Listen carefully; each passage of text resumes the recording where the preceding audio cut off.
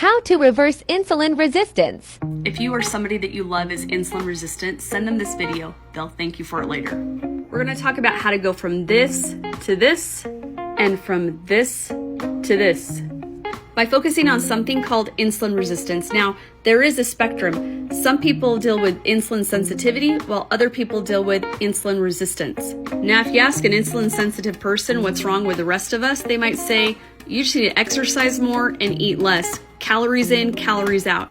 What many people don't realize is that when you're dealing with insulin resistance, you're actually dealing with a rigged deck. People with insulin resistance are dealing with sugar cravings, frequent hunger, intense hunger, brain fog, tired after eating, and there is even research that would suggest that insulin resistance can also lead to anxiety and depression. People dealing with insulin resistance are more prone to unhealthy habits. These unhealthy habits lead to more insulin resistance, which leads to more unhealthy habits, and this cycle goes on and on. This can leave you feeling frustrated. In order to get insulin levels under control, we need to know what increases their levels and what decreases their level. If you struggle with snacking, fasting is key. When we're fasting, we're not starving, we're actually switching fuel sources. Instead of burning food for fuel, we're actually burning body fat for fuel. And while we are in a fasted state, burning body fat for fuel, we are actually keeping insulin levels low. This allows our bodies to regain some insulin sensitivity.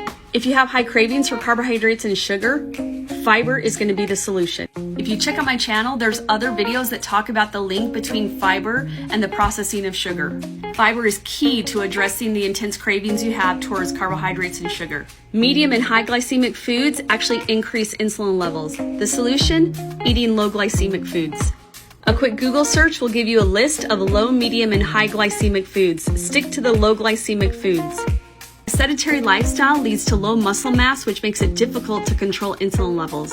The answer to this is to build that muscle mass with exercise and resistance training. A good place to start is through fasting, fiber, and low glycemic foods. Once you start to see improvement in some of these areas, then you can go to resistance training and exercise. By doing this, you break this cycle of excess insulin in the body. If you want to use the same protocol I'm using now, the link is in the description below.